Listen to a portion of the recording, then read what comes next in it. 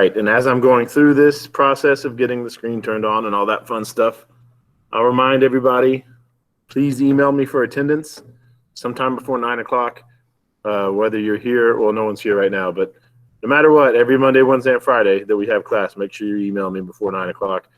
Tell me that you're emailing me for attendance, and tell me if you were in person or online. We are in Hamblin in the auditorium at the very bottom of Hamblin. Someone asked where we are. So anyway, that's my reminder. I guess that's it. A lot of people have been having questions about independent work, which is great. I know that sounds, oops, sorry. The good thing about all these questions that I've been getting is that you're asking them now. Historically, I don't get these questions until like the last week or before it's due. So I'm very glad people are worrying about it now. So I think I've covered it a lot, both one-on-one and during my announcements and reminders. So I'm not going to cover it again, but at least not right now. If anybody has any questions about independent work, email me, or even better yet, meet me online for office hours so we can actually talk about it. That way I can say something, and then you can tell me if you understand, or you can let me know if you have any other questions and things like that. Does anybody have any questions before I pull up the PowerPoint and get started? All right, let's get to it then. Let's see here.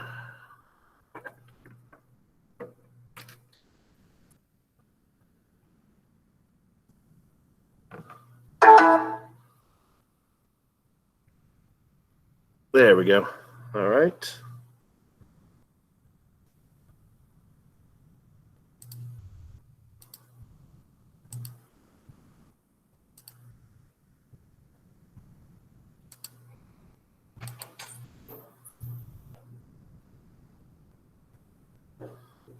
Morning. All right, here we go. Show.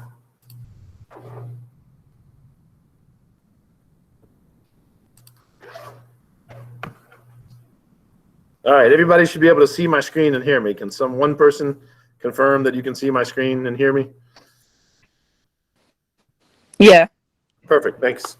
All right, so we're still on this first main bullet point where we're talking about some basic chemistry.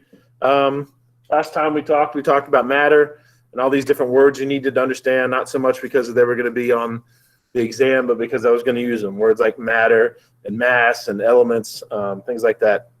And then we talked about atoms, and you needed to know the parts of the atoms, the protons, the neutrons, the electrons. You need to know that protons are positive, neutrons are neutral, electrons are negative. You need to know protons and neutrons are found inside the nucleus, and electrons are found on the outside. And then from there, we also talked about things like, we talked about isotopes, because we know from what we talked about on Wednesday, that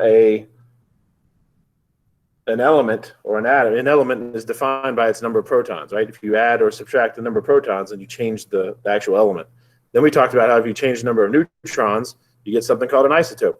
Now moving forward, there's going to be one exception, or one more thing we're going to talk about, which is when you change the number of electrons. But we'll get to that in this discussion. So let's jump into today's discussion by talking about chemical bonding and molecules in general. As far as we're concerned in this class, it's only the electrons that are directly involved in a chemical reaction. That's not going to be a test question. It's just for you to know. So as we talk about chemical reactions and chemical bonding and all that, you can just know that as far as we're concerned, you can just concentrate on the electrons. For you guys, nothing else matters when we're talking about chemical bonds and when we talk about chemical reactions. You're going to become very familiar with the stuff that's on this slide, because this is basically what a lot of your next week's lab is all about. The number of electrons determines the chemical properties. And you don't need to write that down either. This is all just like a preview of the stuff you do need to know. This is just stuff you can keep in the back of your head so far. Because, and here's the part you do need to know, there's rings, and I'll show you a picture of this, and again, you'll have some practice with this in the chemistry lab. But when we draw these things for the purposes of chemical reactions and things like that, we draw little rings. So we'll have the nucleus in the middle, and then we'll draw a ring on the outside. And that first ring holds 2 electrons. And then we keep drawing rings, because obviously if you have anything more than 2 electrons, you're going to need more rings, right? Because the first one only holds 2. So you keep drawing more rings. And as far as we're concerned in this class, every other ring holds 8. And I'll pause there before I move forward, because that's an important concept. And again, we'll go over it again in lab, and I'll also talk about it here in the next few slides. But it's important to know, again, the first ring holds 2, and all the other rings hold 8 apiece, right? So anything that has, let's say it had 3 electrons, that would mean it has 2 on the inside and 1 on the outside, right? Because 2 plus 1 equals 3. If it had 4 electrons, it'd have 2 on the inside, 2 on the outside, right? Because 2 plus 2 equals 4. For your own knowledge, I will point out that what I just told you is just for the sake of this class, is to simplify things. Once you start getting into the bigger elements, which we don't deal with in this class, this rule doesn't necessarily apply. But as far as we're concerned, the first ring holds 2 and the last ring holds 8. And that's not trivial, because you're going to have to figure out, at least in lab and maybe in an exam, if something is reactive or not. That's one of the things you're going to have to figure out. Is this element reactive, or the atom? Another thing you have to figure out is, will it bond? Like, how many times will this atom bond with other bonds or with other atoms? And that's why this is important, because the first ring holds 2, the other ring holds 8. And here's why that's important, is because if it has a full ring, that means it's stable. So helium is a great example. Helium's atomic number is 2, which means it has 2 protons. And because it has 2 protons, it has 2 electrons. So if it has 2 electrons, that means its inner ring is filled, right? So its ring is full. So it's stable. It's non-reactive. It's not going to have any bonds because it doesn't need any electrons. It has a full outer ring. But when something doesn't have a full outer ring, it needs more electrons. And that's why we have reactions, because chemical reactions enable atoms to transfer or share electrons. And if you're taking notes, you don't need to write that down either. This is just all reasoning. You just need to understand this is why we want to have a full outer ring. And this is why we have chemical reactions, is because we're trying to get the full outer ring. And when we have these chemical reactions, it's when the atoms stay close together because of these electrons, whether they're transferring or sharing them, they stay together. And that is technically what we call a chemical bond. So again, this is all background information that you need to know. Nothing verbatim from here is going to be on the exam. You do need to know that there's 2 electrons on the inner ring and 8 on all the other outer rings, because a full ring equals a stable atom. And again, you need to know it for problem solving, not because there's a question. You will not get a test question where I say, how many electrons are in the first ring. There won't be a test question where you need to answer that question. There will be a test question when you have to use that knowledge. Did you have a question? Okay. So any questions from this slide before I move forward? Okay. Let's talk about these bonds. The 3 bonds we're going to talk about are ionic, covalent, and hydrogen. We'll start off with ionic. Your book points out that atoms lose or gain electrons, and when that happens, they become electrically charged. So I'll pause before we start talking about all these other little bullet points. So far, as a reminder, I told you that if an atom loses or gains a proton, that changes the element. And then we learned if an atom loses or gains a neutron, that gives you an isotope. So now the third piece of the puzzle, the final piece of the puzzle, is if an atom loses or gains an electron, it becomes an ion. And you do need to know that for the exam. An ion is an electrically charged atom or molecule, and it is the result of gaining or losing electrons. So again, if you're taking notes, you could just put, change proton, change element, change neutron, make isotope, change electrons, make ions. But because they're electrically charged, because again, you've either given it an electron, which makes it negative, We've taken it away an electron, which makes it positive, right? It has a charge. And because it has a charge, either positive or negative, that means it's attracted to other ones. So if you've got a positive ion, it's going to be attracted to a negative ion. So what happens when those things come together because they're attracted to each other? That's called an ionic bond. That is the bond between oppositely charged ions.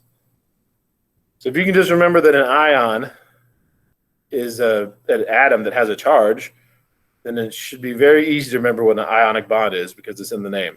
Ionic bond.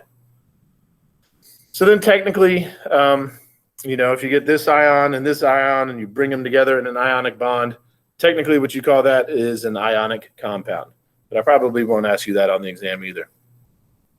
So are there any questions about what's on this page? All right, we'll move forward. Here's some pictures of what I'm talking about. Here you have a sodium atom, and let's look at this. Like I said, the first ring holds 2 electrons, right? So then we move forward. The next one holds 8, right? So 1, 2, 3, 4, 5, 6, 7, 8. The next one holds 8 as well.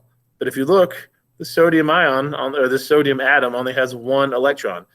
1 out of 8, right? It needs 8 to be stable, but only has 1.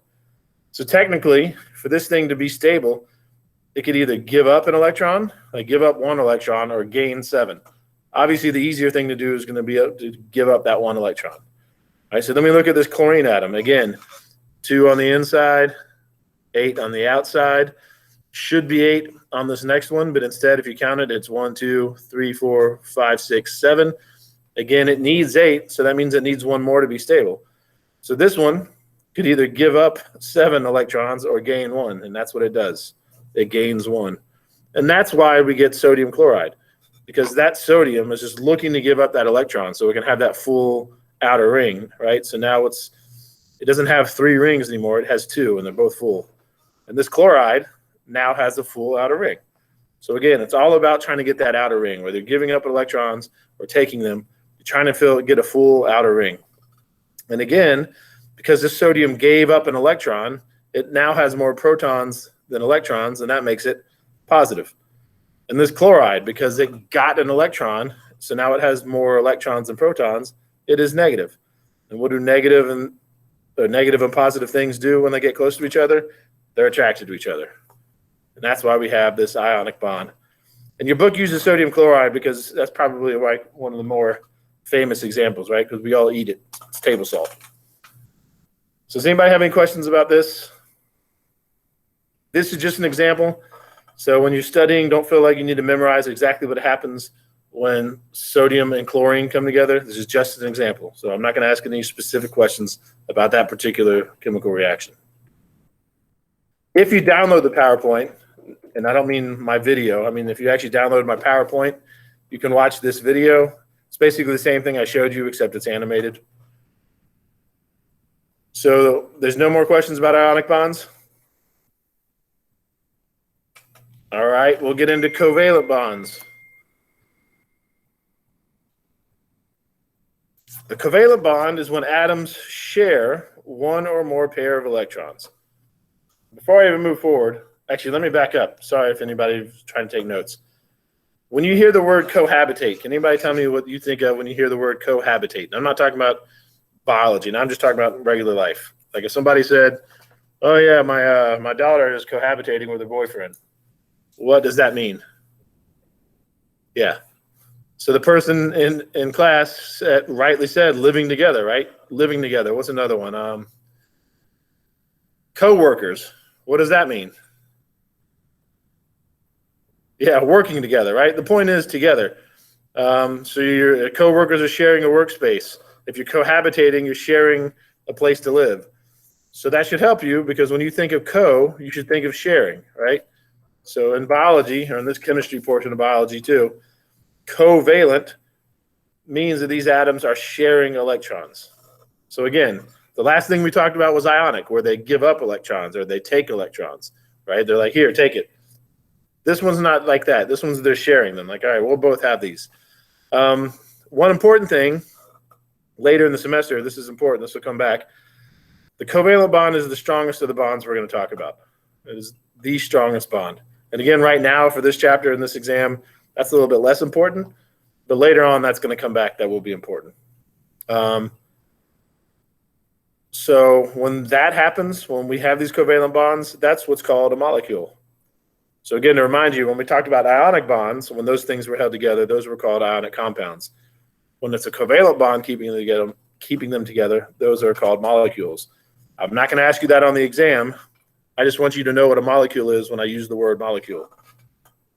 It's still the same concept in that with these covalent bonds, they're still trying to fill the outer shell, right? We still want a full outer ring of electrons, except here, instead of giving them up or taking them, they're sharing them. And I'll show you a picture of what I'm talking about. Carbon's a great example. Here you can see carbon has its 6 protons on the inside. Obviously, if it has 6 protons, that means it has 6 electrons. So here on that first ring, it has 1, 2 electrons. But it only has 6 altogether, right? So if it has 2 already, that means we only have 4 left. So this outer ring has 4 electrons, right? But how many do we need? We need 8. So again, like I said, atomic carbon number is 6. That means it has 6 protons. Therefore, that means it has 6 electrons, 2 of which on the inner shell, 4 of which on the outer shell, because 2 plus 4 equals 6. And again, that means we need 4 more to fill the outer shell. And here's the new information that I haven't told you yet. That means carbon can bond 4 times. And we're going to do this a lot in the lab where you can figure out how many times things bond.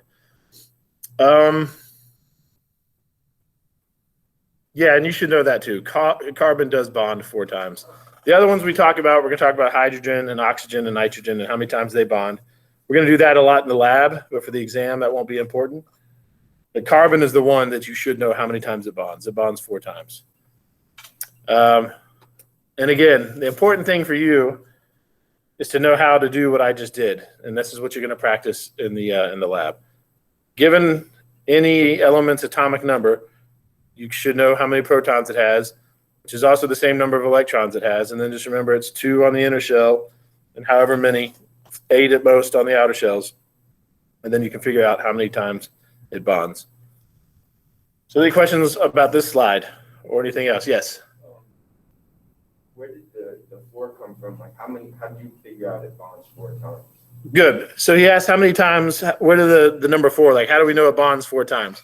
So the way we figured that out is, first of all, because we knew that its atomic number was 6, and we knew it had that, therefore we knew it had 6 protons, right?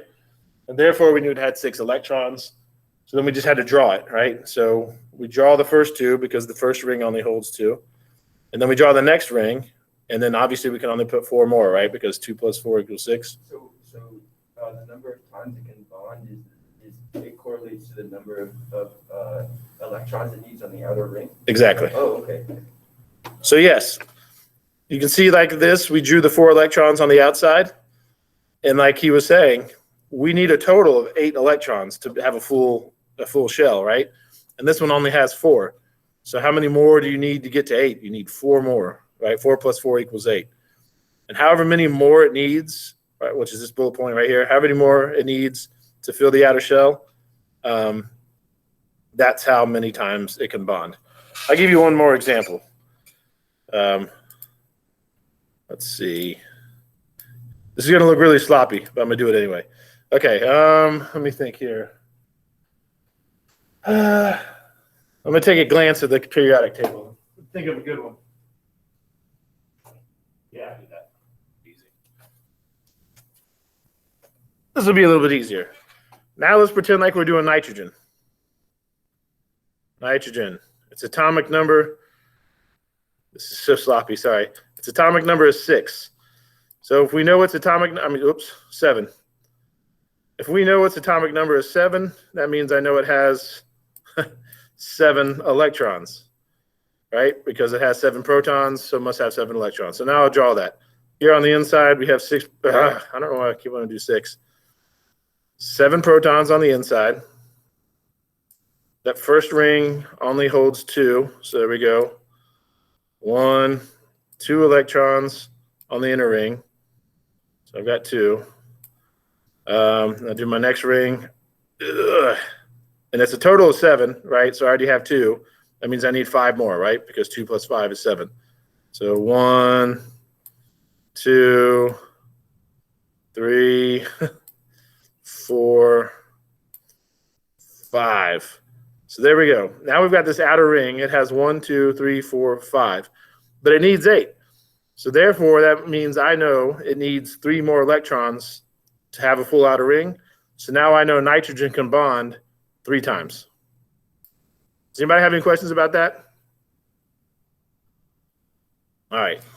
And again, if you're a little bit intimidated about it, I'll let you know this is a lot of what our lab is going to be like next week is doing this, so you'll have a lot of practice.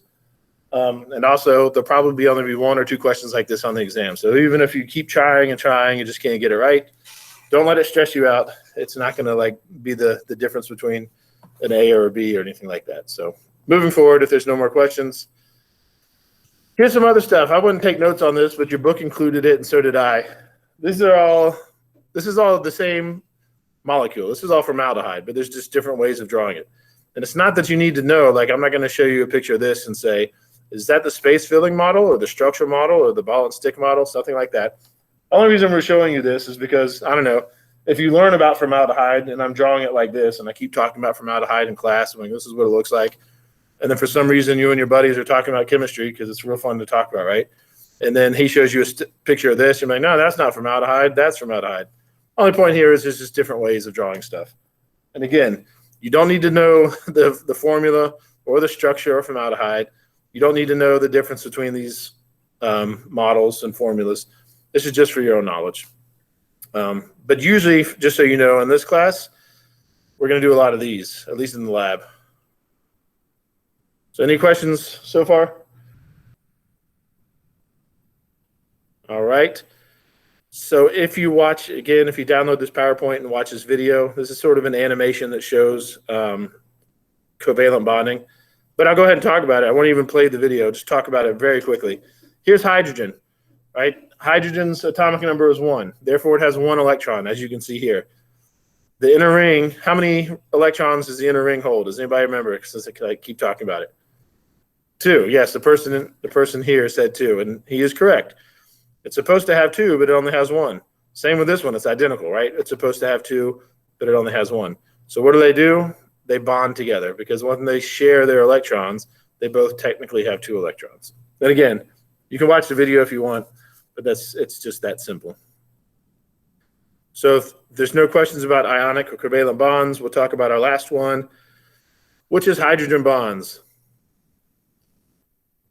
Usually when people think of hydrogen bonds, they think of water, and I will use water almost exclusively in these examples, but just so you know in the back of your mind, there are other things that hydrogen bond besides water. But anyway, you're all familiar with water. You're all familiar with H2O. See, H, 2 hydrogens, 1 oxygen.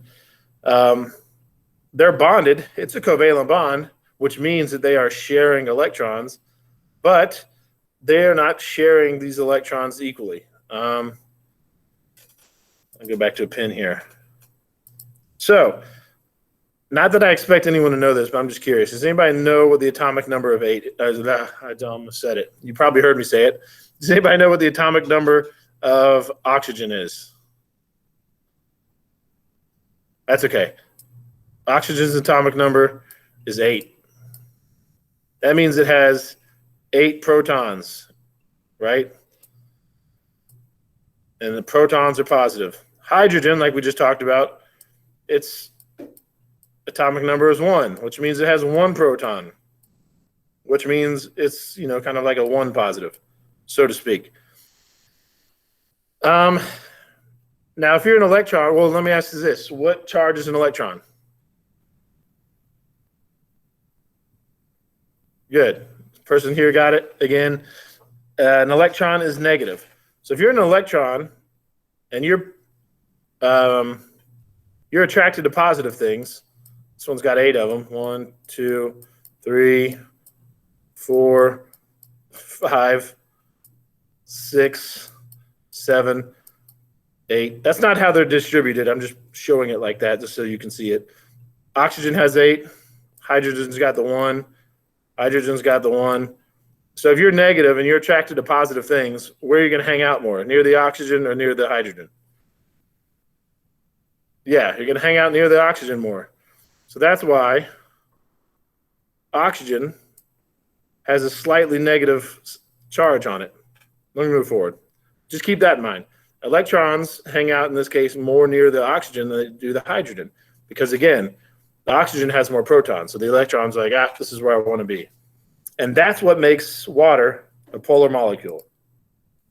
And I probably won't ask you what a polar molecule is on the exam, but a lot like the other things I told you on this chapter, you need to understand what the word is because I'm going to use it. So yes, a polar molecule is one that has an uneven distribution of charge.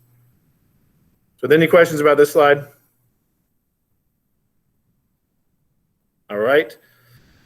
So this polar molecule, the fact that there's this unequal sharing of the electrons, that results in weak attractions between neighboring water molecules. And these things are called hydrogen bonds. So again, this picture is more like what we talked about on the last slide.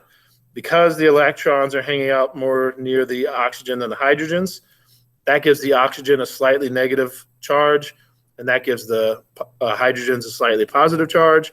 So when you get multiple water molecules together, you can see that's why they're attracted to each other. This partially negative oxygen is attracted to that partially positive hydrogen. This partially positive hydrogen. And this partially positive hydrogen is attracted to this partially negative oxygen, so on and so forth. And you can imagine, if you could keep that going, this thing would be attracted to an oxygen, and that thing would be attracted to an oxygen. And you could just keep going, right? But that's what hydrogen bonds are. It's when you have this, it's not a full attraction, right? It's definitely not an ionic bond because no electrons have been given up or taken. And it's not necessarily a covalent bond because obviously you're not sharing electrons. It's just an attraction between something that's slightly positive and slightly negative. I will say this, there's a question on the test or a study guide that might be on the test. So let me go ahead and say this. Let me make this distinction. If I ask you what kind of bonds hold a water molecule together, so let's say we're talking about this one molecule, what kind of bonds hold that together? The answer is covalent, right? It's covalent bonds that hold one water molecule together. But if I were to ask what kind of bonds hold multiple water molecules together, that's hydrogen bonds. Someone always misses that question. So again, covalent bonds hold one water molecule together, right? That oxygen to that hydrogen, that oxygen to that hydrogen, those are covalent bonds. It's a covalent bond holding that thing together. It's hydrogen bonds holding this thing to that thing, so on and so forth. So that is a test question. It's also on the study guide. Now you know the answer. Does anybody have any questions about that? All right. Let me actually go back once before I move forward. One thing that's not written down, I don't know why I don't have it written down. So the hydrogen bond, and you should write this down, it's in your book, but I don't know why I didn't put it on the PowerPoint. The hydrogen bond is the weakest of the bonds. So again, covalent bond is the strongest, hydrogen bond is the weakest. And that, again, will be important later in the semester. It should be easy to remember, too, because, again, with the hydrogen bonds, you're not giving up electrons and taking them, so it's not a full charge, right? And obviously you're not sharing them, so that's why it's the weakest. Anyway, moving forward, since we're done talking about the bonds, let's talk about the reactions that actually make these bonds happen. Now, if you've taken a chemistry class, usually this is a very complicated portion of the discussion. But in this case, you're getting the very Cliff Notes version, so hopefully this will be pretty easy for you. Your book points out that cells are constantly rearranging molecules and breaking bonds and forming new ones. As a matter of fact, we wouldn't live without it. It's complicated. I can't really get into it in this class, but yes, well, we do a little bit. We scratch the surface. It's all about these chemical reactions that keep us alive. So that's why this is important. That's not a test question. This is just why we talk about chemical reactions. So what is a chemical reaction? It's the change in chemical composition of matter. It's a change in the chemical composition of matter. What I mean by that is we are rearranging matter, right? We're not creating or destroying matter. We're just rearranging it. Some words you definitely need to know are reactants and products. Reactants are your starting material. Products are your end material. And that should be easy to remember, right? Because if we're talking about chemical reactants, or chemical reactions, and if I were to say, all right, what do we start with in a chemical reaction? Well, it's the things that are reacting, right? Those are the reactants. And what do you end with a chemical reaction? Or what's the end of anything, in a way? Anytime you build something or make something, what's the end? The end is called the product. So you definitely need to know the difference between reactants and products. And in this class, and this isn't like this in normal chemistry classes or when you get really advanced, but as far as we're concerned in this class, reactants will always be on the left, products will always be on the right. Or in any case, it's always the arrow points away from the reactants to the products, which is that's the chemical way of saying we started with this, we ended with this. But this is a great example. This is how hydrogen peroxide reacts. It's just an example. You do not need to study this exact reaction. There will be no questions about it. But have you ever put that's hard to talk to them. Have you ever put like hydrogen peroxide on a cut? And what did it do? Yeah, it bubbles up. Like I said, you put hydrogen peroxide on a cut and it bubbles up. And this is why. So you start off with hydrogen peroxide, but then it turns into water and oxygen, right? Bubbles, water and oxygen. But you can see matter wasn't created or destroyed. It was just rearranged. So here we have 1, 2, 3, 4. This is the red things, right? So 1, 2, 3, 4 oxygens on that side. Here we have 1, 2, 3, 4 oxygens, right? Same thing. Here we have 1, 2, 3, 4 hydrogens on this side. Here we have 1, 2, 3, 4 hydrogens. So again, as far as the exam is concerned and as far as what you need to know moving forward, definitely know what the difference between reactants and products, and definitely understand that in chemical reactions, you're not creating or destroying matter. You're just rearranging it. And if you've taken a chemistry class, that little statement right there would be very important because, as I'm sure you know, you can balance equations. Usually people hate balancing equations, but that's why you have to balance equations, because you have to make sure that you have not mathematically created or destroyed any matter. So any questions about what's on this slide? All right, good. Maybe we can finish this chapter. Let's get into water and life. This is the last main bullet point of the chapter. Nothing on this slide is going to be on the exam. This is just more like, hey, why is water so important that we're going to talk about it? Well, as your book points out, life began in water, and it evolved there for 3 billion years before it finally came to land. So think about that. On Earth, for 3 billion years, all life was in the water. So we're only about a quarter of the time that life has been around has it been on land. But it's still tied to water. Here's one number you'll have to know, but I'll give it to you later in a different slide in a different chapter. Or maybe it is this chapter. But anyway, your cells are about 70 to 95% water. So you should know that number. So sorry, I lied when I said nothing on the slide was going to be on the exam. That's one thing you should know, that your cells are about 70 to 95% water. Also, so not only is life tied to water, and not only are cells mostly water, remember, cells are like the basic fundamental unit of life, but the abundance of water on Earth is what makes Earth itself habitable. And we'll talk about how that happens here moving forward. So basically, this slide was just an introduction to what we're about to talk about. So it's those hydrogen bonds that we talked about, that polarity of the water molecules. That's what explains most of the life-supporting properties that we're going to talk about. And if you're taking notes, there's no need to write down these 4 properties because we're going to talk about them each individually.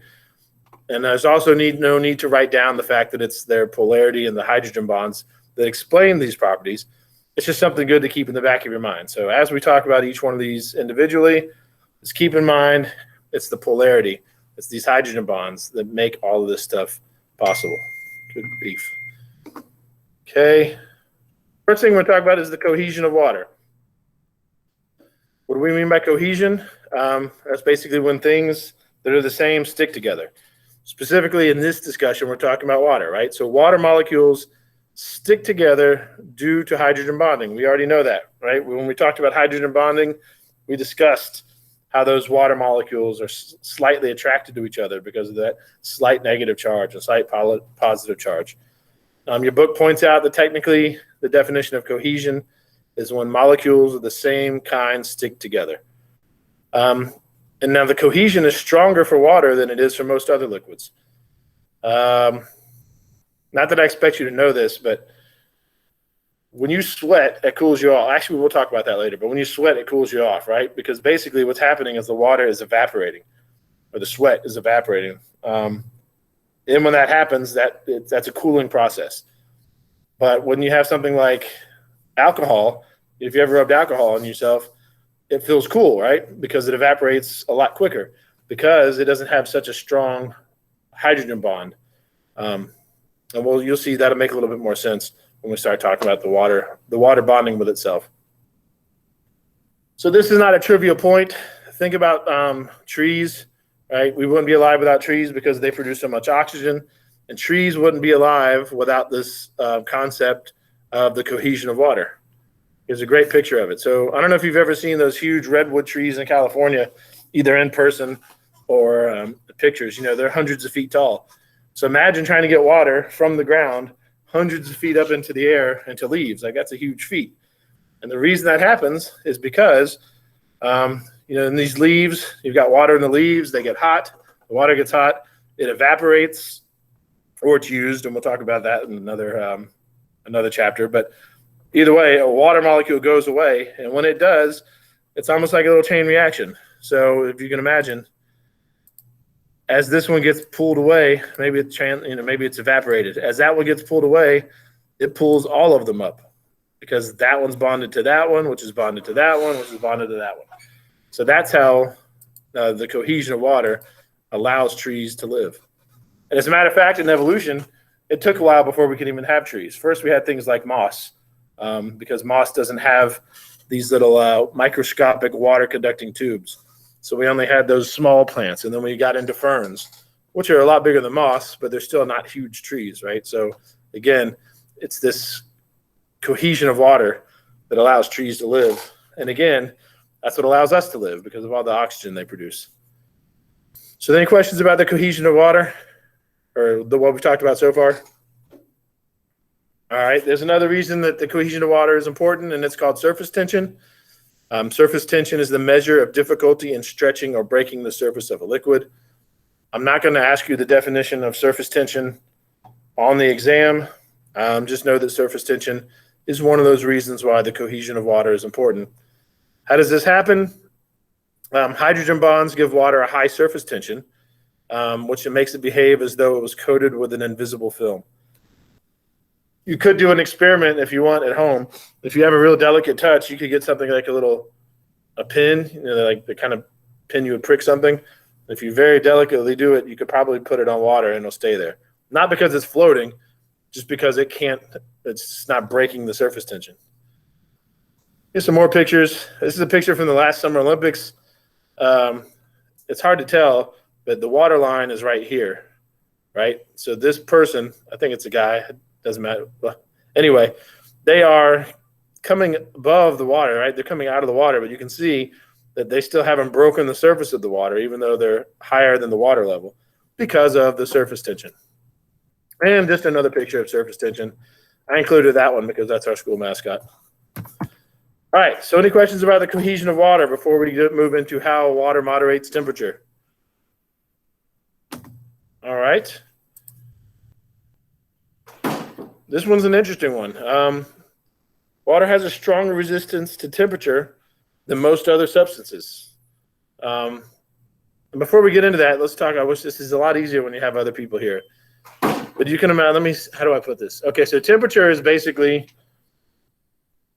molecules moving around faster. So for example, if I were to turn down the temperature in this room, that means the air molecules in here would move slower. If I were to turn up the temperature in this room, that would mean the air molecules are moving faster. So what happens is When you increase the temperature of something, or water, for example, it absorbs all that energy. And the reason this happens is because it has hydrogen bonds. So again, imagine for the temperature of, all right, let's talk about water. For you to raise the temperature of water, what you need to do is to get those molecules in the water moving around faster. But what happens because of the hydrogen bonds, imagine like just a bunch of people in here holding hands. And again, it's hard. This is easier when they have actually a class full of people. Imagine a bunch of people holding hands, and I said, all right, jump around as much as you can. Right? And you're holding hands and you're jumping around, and you can probably move around a lot, but if you're still stuck holding hands, you're limited to how much you can move around. But then imagine you move around so much, finally your hand holds break, and then you're free to spin around and move as much as you want. That's exactly what happens with water. So you keep adding this energy, this heat energy to water, and its temperature very, very, very slowly changes because it's got those hydrogen bonds. So yeah, it's moving around more, but it's not moving around that much because they're bonded to each other. So that's why hydrogen bonds are so important, and that's why water can absorb so much heat without changing energy. How many of you have seen people that have stoves, and when they're done using an eye, they put like a water kettle on it, a tea kettle? Maybe not. Anyway, the reason they do that is because obviously if you have a hot eye, it's giving off heat. But if you put that water kettle on it, that's going to absorb most of the heat energy because, again, it takes a lot of energy to change the temperature of water, which might sound weird because usually in people's lives, the only time they think about changing the temperature of water is when they're like boiling water, right? And usually you don't have a problem with that. You put it on there, you turn it on. But when it comes to physics, that's actually a lot of energy. And this is going to be important here in a second. But does anybody have any questions about what's on this slide? All right. And because of all this stuff I just said, water can moderate temperatures. Without water on Earth, we probably would not have temperatures that could sustain life. Without water, the Earth would become way too hot during the day and way too cold at night. And if any of you have ever been to the desert, like I've been to the desert, generally speaking, it's really hot during the day and really cold at night. Because during the day, you have the sun beating down, and you have all these things that just get hot, right? If water was there, even in the atmosphere, if there was water there, it would absorb all that sun energy, and it would slowly change its temperature. And then at night, because it had all that stored energy, it would slowly put it off. So that helps moderate the temperatures. So yeah, that's how water is important. Again, think of if there was no water on Earth, you could think of the whole Earth would basically be like a desert, but to more of an extreme. And there's also evaporative cooling, and we'll talk about both of these things in the next few slides. So the two things we're going to talk about in the next few slides are how water moderates temperatures, like in the climate, and also how it moderates temperatures on you with evaporative cooling. Here's a good example. Here's what I was already talking about. Deserts, again, because there's almost no water there, they get really hot during the day, really cold at night. Because there's no water to moderate the temperatures. And here's another thing. I don't know if you're really familiar with London. Like I'm sure you've seen movies or shows that show London. And you might not be an expert on the climate of London, but you can tell it's not like freezing, right? It looks a lot like our climate. And it is a lot like our climate. But if you look, London is up here. Right, if you were to draw a line, actually, I'll try to draw a line. London is right about here. So that's its line. I messed up a little bit, but you can see, so London's right about where Alaska is. About. And then we're what? Probably right around here. We're a lot lower. But despite the fact that we're a lot lower than London, we have about the same temperature or the same climate. And the reason is because London is right there. It's like surrounded by water, right? It's surrounded by ocean. And not only that, there's stuff I won't get into, but there's currents that bring up hot water, and that hot water hits there, and then it comes down, whatever. Point is, despite the fact that we're so much farther south than London, means a lot and still have the same climate. That's a great example of how water moderates temperatures. Also, we are more farther inland, right? We're not surrounded by ocean. London is surrounded by water, right? It's on an island. So all these things All these things make a difference. Also, generally speaking, and this is for your own knowledge, this is not going to be test questions, just a good demonstration of how water moderates temperatures. Generally speaking, the inner parts of continents have harsher winters and harsher summers because, again, they're on the inside of the continent, right? So they don't have all this water to help moderate the temperature. So any questions about all that? All right, let's move forward. This one you're already familiar with. I'm not going to say much about it. It just makes sense, and you all do it. When you get hot, you sweat, and the reason you sweat is because as that water evaporates, it cools you. So that's pretty simple.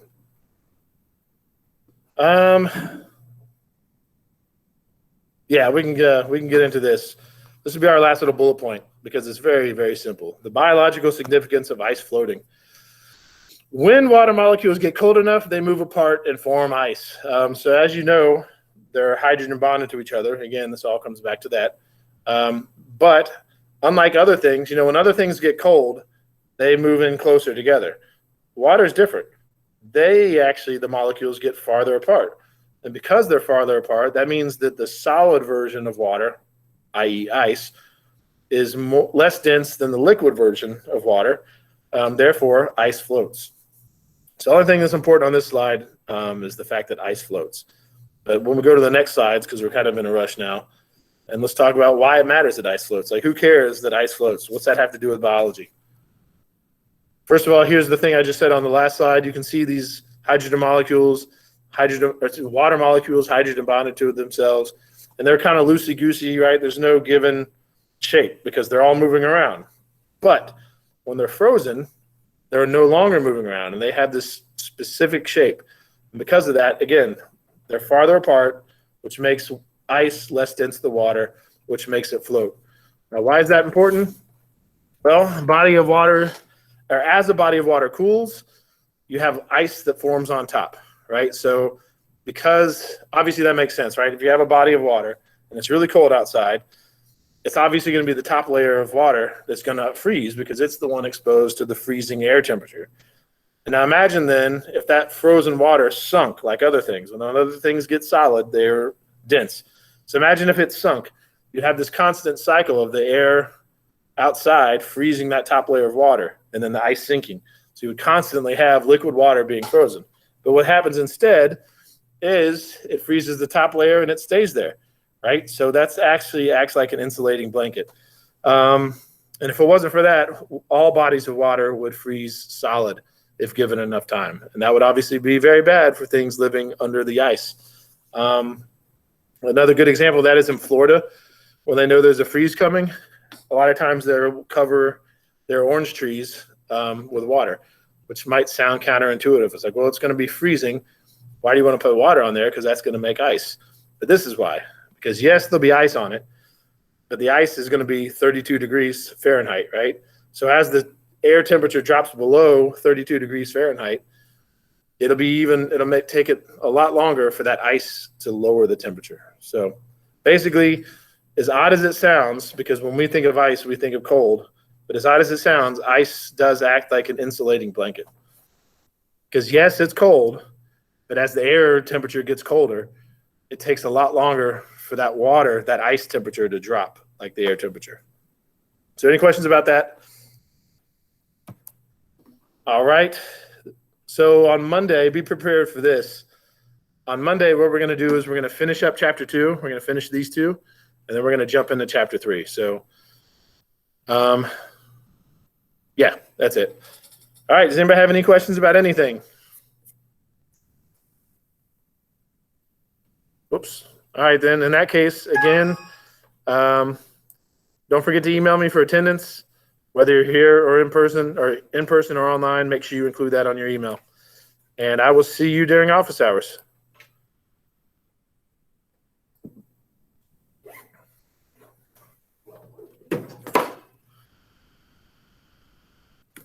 All right, have a good weekend.